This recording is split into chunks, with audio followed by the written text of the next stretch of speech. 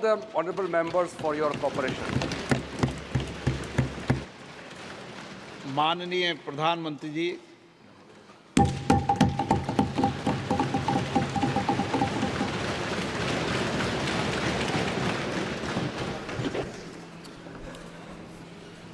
आदरणीय अध्यक्ष महोदय,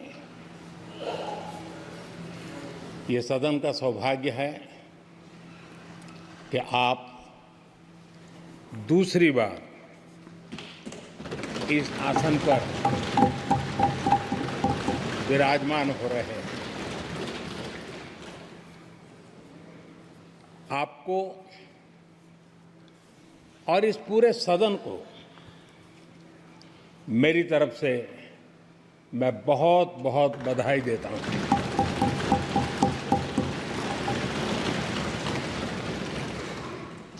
आदरणीय अध्यक्ष जी, मेरी तरफ से आपको शुभकामनाएं हैं, लेकिन इस पूरे सदन की तरफ से भी आपको अनेक अनेक शुभकामनाएं। अमृत काल के इस महत्वपूर्ण कालखंड में दूसरी बार इस पद पर विराजमान होना बहुत बड़ा दायित्व आपको मिला है और आपका 5 वर्ष का अनुभव और आपके साथ हम लोगों का 5 साल का अनुभव, हम सबका विश्वास है कि आप आने वाले 5 साल हम सबका मार्गदर्शन भी करेंगे और देश की आशा अपेक्षाएं पूर्ण करने के लिए ये सदन अपना दायित्व निभाने में आपकी बहुत बड़ी भूमिका रहेगी। आदरणीय अध्यक्ष जी, हमारे शास्त्रों में कहा गया है कि विनम्र और व्यवहार कुशल व्यक्ति सफल सहज रूप से होता है और आपको तो उसके साथ साथ एक मीठी मीठी मुस्कान भी मिली हुई है। आपके चेहरे को ये मीठी मीठी मुस्कान पूरे सदन को भी प्रसन्न रखती है। मुझे विश्वास है आप हर कदम पर नए प्रतिमान, नए कीर्तिमान गढ़ते आए हैं। 18वीं लोकसभा में स्पीकर का कार्यभार दूसरी बार संभालना ये अपने आप में एक बड़ा नया रिकॉर्ड बनते हम देख रहे हैं। श्री बलराम जाखड़ जी वो पहले ऐसे अध्यक्ष थे जिन्होंने 5 साल कार्यकाल पूरा करके फिर दोबारा उनको स्पीकर बनने का अवसर मिला था। उसके बाद आप हैं जिन्हें 5 साल पूर्ण करने के बाद दोबारा इस पद पर आसीन होने का अवसर मिला। गत 20 साल का एक ऐसा कालखंड रहा है कि ज़्यादातर स्पीकर या तो उसके बाद चुनाव नहीं लड़े हैं या तो जीत करके नहीं आए हैं। आप समझ सकते हैं कि स्पीकर का काम कितना कठिन है कि उसके लिए दोबारा जीतना मुश्किल हो जाता है, लेकिन आप जीत करके आए हैं, इसके लिए एक नया इतिहास आपने गढ़ा। आदरणीय अध्यक्ष जी, इस सदन में ज़्यादातर हमारे सभी माननीय सांसद आपसे परिचित हैं, आपके जीवन से भी परिचित हैं और पिछली बार मैंने इस सदन में आपके संबंध में काफ़ी कुछ बातें रखी भी थी और मैं आज उसको दोहराना नहीं चाहता हूं, लेकिन मैं एक सांसद के रूप में और हम सभी सांसद के रूप में आप जिस प्रकार से एक सांसद के नाते काम करते हैं, ये भी जानने योग्य है और बहुत कुछ सीखने योग्य है। मुझे विश्वास है कि आपकी कार्यशैली एज ए सांसद भी हमारे जो फर्स्ट टाइमर सांसद हैं, हमारे युवा सांसद हैं, उनको जरूर प्रेरणा देगी। आपने अपने कार्यक्षेत्र में, संसदीय क्षेत्र में स्वस्थ मां और स्वस्थ शिशु एक कमिटमेंट के साथ जो अभियान चलाया है और सुपोषित मां, इस अभियान को आपने जिस प्रकार से अपने क्षेत्र में प्राथमिकता देकर के खुद को इन्वॉल्व करके किया है, वो वाकई प्रेरक है। आपने कोटा के ग्रामीण क्षेत्रों में हॉस्पिटल ऑन व्हील्स, ये भी एक मानव सेवा का उत्तम काम, जो राजनीतिक कामों के सिवाय करने वाले कामों में आपने चुना है, वो भी अपने आप में गांव-गांव लोगों को स्वास्थ्य सेवाएं पहुंचाने में मदद कर रहा है। आप नियमित रूप से गरीबों को कपड़े, कंबल, मौसम के अनुसार छाता की जरूरत है छाता, जूते, ऐसी अनेक सुविधाएं समाज के आखिरी तबके के जो लोग हैं उनको खोज के पहुंचाते हैं। खेलों में प्रोत्साहन देना आपके क्षेत्र के युवकों में, यह आपने एक प्राथमिकता के रूप से काम उठाया है। आपके पिछले कार्यकाल में 17वीं लोकसभा में मैं कहता हूं कि संसदीय इतिहास का वो स्वर्णिम कालखंड रहा है। आपकी अध्यक्षता में संसद में जो ऐतिहासिक निर्णय हुए हैं, आपकी अध्यक्षता में सदन के माध्यम से जो सुधार हुए हैं, ये अपने आप में एक सदन की भी और आपकी भी विरासत है। और भविष्य में 70वीं लोकसभा के संबंध में जब विश्लेषण होंगे, उसके विषय में लिखा जाएगा, तो भारत के भविष्य को नई दिशा देने में आपकी अध्यक्षता वाली 70वीं लोकसभा की बहुत बड़ी भूमिका रही है। आदरणीय अध्यक्ष जी, 17वीं लोकसभा में नारी शक्ति वंदन अधिनियम 2023, जम्मू कश्मीर पुनर्गठन विधेयक, भारतीय न्याय संहिता, भारतीय साक्ष्य बिल, भारतीय नागरिक सुरक्षा संहिता, सामाजिक सुरक्षा संहिता, digital personal data protection bill, मुस्लिम महिला विवाह अधिकार संरक्षण विधेयक, transgender persons protection of rights bill, consumer protection bill, direct tax विवाद से विश्वास विधेयक, सामाजिक, आर्थिक और राष्ट्रीय महत्व के ऐसे कितने ही महत्वपूर्ण ऐतिहासिक कानून 17वीं लोकसभा में आपकी अध्यक्षता के अंदर इस सदन ने पारित किए हैं और देश के लिए एक मजबूत नींव बनाई है।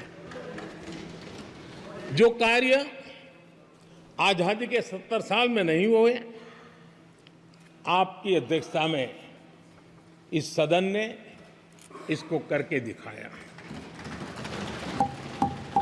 आदरणीय अध्यक्ष जी, लोकतंत्र की लंबी यात्रा में कई पड़ाव आते हैं। कुछ अवसर ऐसे होते हैं जब हमें कीर्तिमान स्थापित करने का सौभाग्य मिलता है। 17वीं लोकसभा में उपलब्धियां, मुझे पूरा विश्वास है देश आज भी और भविष्य में उसका गौरव करेगा। आज देश अपनी आकांक्षाओं की पूर्ति के लिए भारत को आधुनिक बनाने की दिशा में जब हर तरह से प्रयास हो रहे हैं, मैं मानता हूं कि ये नया संसद भवन भी अमृतकाल के भविष्य को लिखने का काम करेगा और वो भी आपकी अध्यक्षता में। नए संसद भवन में हम सबका प्रवेश आपकी ही अध्यक्षता में हुआ और आपने संसदीय कार्यप्रणाली को प्रभावी और जिम्मेदार बनाने का कई महत्वपूर्ण फैसले लिए हैं और इसलिए लोकतंत्र को मजबूती देने में मदद मिली है। लोकसभा में हम पेपरलेस डिजिटल व्यवस्था से आज काम कर रहे हैं। पहली बार आपने सभी माननीय सांसदों को ब्रीफिंग के लिए एक व्यवस्था खड़ी की। इससे सभी माननीय सांसदों को भी आवश्यक रेफरेंस मटेरियल मिला। उसके कारण सदन की चर्चा अधिक पुष्ट हुई और ये आपका एक अच्छा इनिशिएटिव था जिसने सांसदों में भी विश्वास पैदा किया। हाँ, मैं भी कुछ कह सकता हूँ, मैं भी अपने तर्क दे सकता हूँ। तो एक आपने अच्छी व्यवस्था को विकसित किया है। आदरणीय अध्यक्ष जी, G20 भारत की सफलता के एक महत्वपूर्ण पृष्ठ है, लेकिन बहुत कम चर्चा हुई है, वो है P20 और आपके नेतृत्व में G20 देशों के जो पीठासीन अधिकारी हैं, स्पीकर्स हैं, उनका सम्मेलन आपकी अध्यक्षता में हुआ और अब तक P20 के जितने सम्मेलन हुए हैं उसमें ये ऐसा अवसर था कि दुनिया के सर्वाधिक देश आपके निमंत्रण पर भारत आए और बहुत ही उत्तम प्रकार के निर्णय उस समिट में हुए और उसने विश्व में भारत की लोकतंत्र की जो प्रतिष्ठा है उसको गौरव देने में बहुत बड़ा रोल अदा किया है। आदरणीय अध्यक्ष जी, ये हमारा भवन ये सिर्फ 4 दीवारें नहीं है। हमारा ये संसद 140 करोड़ देशवासियों की आशा का केंद्र है।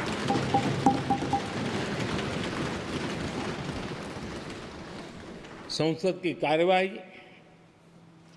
जवाबदेही और आचरण हमारे देशवासियों के मन में लोकतंत्र के प्रति जो उनकी निष्ठा है उसको और अधिक मजबूत बनाता है। आपके मार्गदर्शन में 17वीं लोकसभा उसकी प्रोडक्टिविटी 25 साल के हाईएस्ट लेवल पर 97% रही और इसके लिए सब माननीय सदस्य तो अभिनंदन के अधिकारी हैं, लेकिन आप विशेष अभिनंदन के अधिकारी हैं। कोरोना जैसे मुश्किल कालखंड में आपने हर सांसद से व्यक्तिगत फोन पर बात करके उनका हाल पूछा। कहीं किसी सांसद की बीमारी की खबर आई तो आपने सदन के अध्यक्ष के नाते व्यक्तिगत रूप से उसकी चिंता की और वो सभी दल के सांसदों से जब मुझे सुनने को मिलता था, मुझे बड़ा गर्व होता था कि जैसे आप इस सदन के परिवार के मुखिया के रूप में उस कोरोना कालखंड में भी व्यक्तिगत चिंता करते थे। कोरोना काल में भी आपने सदन का काम रुकने नहीं दिया। सांसदों ने भी आपके हर सुझाव को सर आंखों पर चढ़ाया। किसी को ऊपर बैठने के लिए कहा तो वो वहाँ जाके बैठा, किसी को दूसरे जगह भी जाके बैठने के लिए कहा तो वो भी बैठा, लेकिन देश के काम को किसी ने रुकने नहीं दिया। लेकिन आपने ये जो फैसले किए उसका परिणाम है कि हम उस कठिन कालखंड में भी कार्य कर पाए। और ये खुशी की बात है कि कोरोना काल में सदन ने 170% प्रोडक्टिविटी,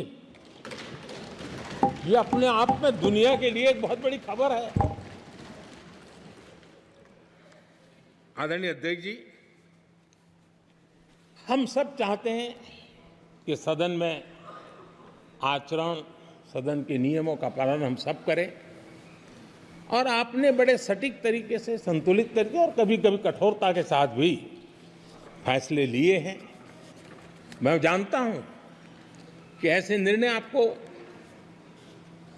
पीड़ा भी देते हैं, लेकिन सदन की गरिमा और व्यक्तिगत पीड़ा के में आपने सदन की गरिमा को पसंद किया और सदन की परंपरा को बनाने का प्रयास किया। ये साहसपूर्ण काम के लिए भी आदरणीय अध्यक्ष जी, आप अभिनंदन के अधिकारी हैं। मुझे विश्वास है आदरणीय अध्यक्ष जी, आप तो सफल होने ही वाले हैं, लेकिन आपकी अध्यक्षता में यह 18वीं लोकसभा भी बहुत सफलतापूर्वक देश के नागरिकों के सपनों को पूर्ण करेगी। मैं फिर एक बार आपको इस महत्वपूर्ण दायित्व के लिए और देश को विकास की नई ऊंचाइयों पर ले जाने वाले इस सदन की अध्यक्षता के लिए हृदय से बहुत बहुत शुभकामनाएं देता हूं, बहुत बहुत बधाई देता हूं। श्री राहुल गांधी जी,